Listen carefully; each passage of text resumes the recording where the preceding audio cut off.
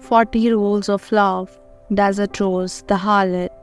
Konya, October 17, 1244.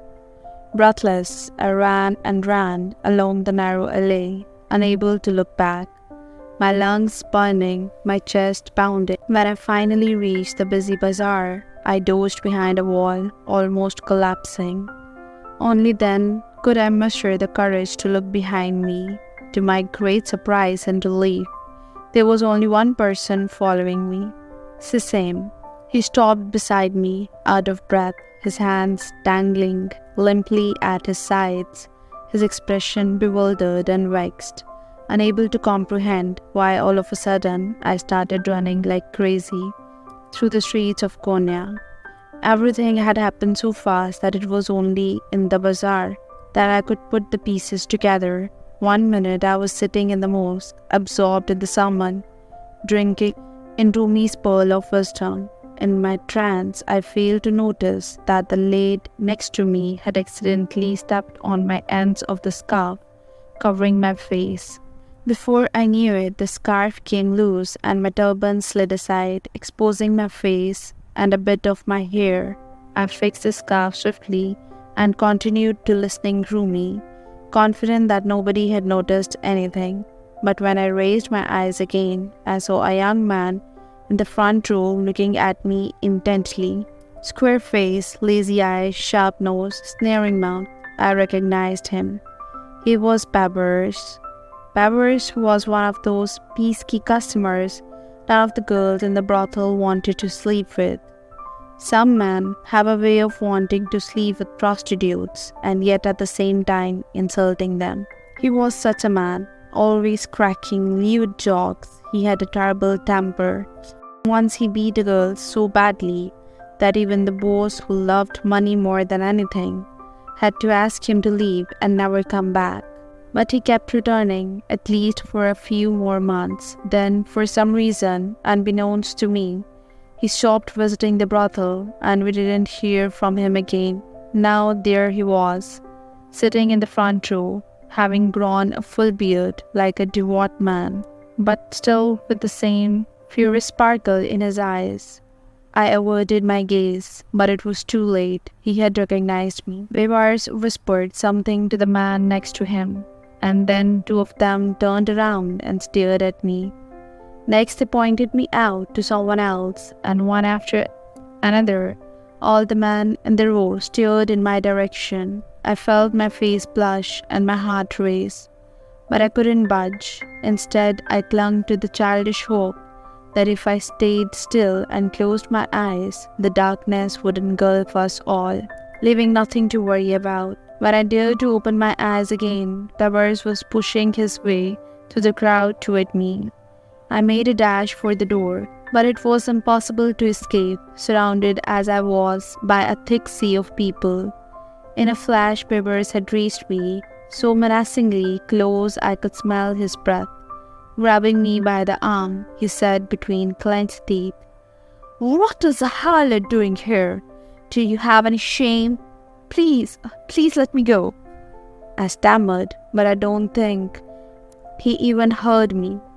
His friends joined him, tough, scary, confident, disdainful fellows, reeking of anger and vinegar, raining insults on me. Everyone around turned to see what the commotion was about, and a few people tusked us disapprovingly, but nobody intervened. My body as listless as a lump of dough, I meekly let them push me toward the exit.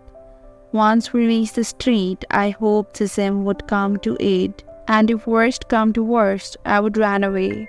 But no sooner had we stepped into the street than the men grew more belligerent and aggressive. I realized in horror that in the mosque, out of respect for the preacher and the community, they had been careful not to raise their voices or shove me around. But outside on the street, there was nothing to stop them. I had been through harder things in my life, and yet I doubt if I had ever felt so dejected before. After years of hesitation, today I had taken a step towards God, and how And how had he responded? By kicking me out of his house. I should have never gone there, I said to Susan, my voice cracking like thin ice. They're right, a harlot has no place in a mosque or a church or in any of his houses. Don't say that. When I turned around to see who said this, I couldn't believe my eyes. It was him, the wandering, careless dervish. Susan broke into a white smile. Delighted to see him again, I lurched forward to kiss his hands, and he stopped me midway. Please don't. But how can I thank you? I owe you so much, I beseeched. He shrugged and looked uninterested. You owe me nothing, he said. We are indebted to no other than him. He introduced himself as Shams of Tabrizi and then said the strangest thing ever. Some people start life with a perfectly glowing aura but then lose colors and fade. You seem to be one of them. Once your aura was whiter than lilies, with specks of yellow and pink, but it faded over time. Now it is a pale brown. Don't you miss your original colors? Wouldn't you like to unite with your essence? I looked at him, feeling utterly lost in his words. Your aura has lost its shine because all these years you have convinced yourself that you are dirty inside and out. I am dirty, I said, biting my lip. Don't you know what I do for a living? Allow me to tell you a story, Shams said, and this is what he told me. One day, a prostitute passed by a street dog. The animal was panting under the hot sun, thirsty and helpless. The prostitute immediately took off her shoe and filled it with water from the nearest well for the dog. Then she went on her way. The next day, she ran into Sufi, who was a man of great wisdom. As soon as he saw her, he kissed her hands. She was shocked, but he told her that her kindness towards the dog had been so genuine that all her sins had been pardoned there and then. I understood what Shams of Tabrizi was trying to tell me, but something inside me refused to believe him. So I said, let me assure you, even if I fed all the dogs in Konya, it wouldn't be enough for any redemption. You cannot know that, only God can. Besides, what makes you think any of those men who pushed you out of the mosque today are closer to God? Even if they are not closer to God, I replied, unconvinced. Who will tell them that? Will you? But the Darwish shook his head. No, that's not the way the system works. It is you who needs to tell it to them. Do you think they would listen to me? Those men hate me. They will listen, he said determinedly, because there is no such thing as them, just as there is no I. All you need to do is keep in mind how everything and everyone in the universe is interconnected. We are not hundreds and thousands of different beings. We all are one. I waited for him to explain, but instead he continued. It's one of the 40 rules. If you want to change the way others treat you, you should first change the way you treat yourself. Unless you learn to love yourself fully and sincerely, there is no way you can be loved. Once you achieve the stage, however, be thankful for every thorn that others might throw at you. It is a sign that you will soon be showered in roses.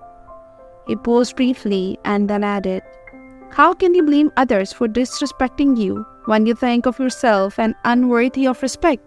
I stood there, unable to say a word, as I felt my grip on what was real slip away. I thought about all the men I had slept with, the way they smelled, the way their closed hands felt, the way they cried when they came. I had seen nice boys turned into monsters, and monsters turned into nice guys. Once I had a customer who had a habit of spitting on the prostitutes while he had sex with them. Dirty, he would say as he spit in my mouth and all over my face. You dirty whore. And here was this Darwish telling me I was cleaner than fresh spring water. It felt like a tasteless joke, but when I forced myself to laugh, the sound didn't pass through my throat, and I ended up suppressing a sob. The past is a whirlpool. If you let it dominate your present moment, it will suck you in, said Shams, as if he had read my thoughts. Time is just an illusion. What you need is to live this very moment.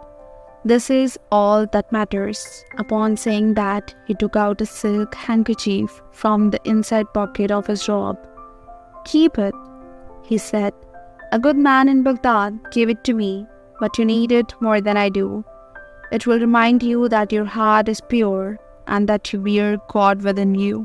With that, the dervish grabbed his staff and stood up, ready to go. "Just walk out of that brothel." "Where? How? I have no place to go."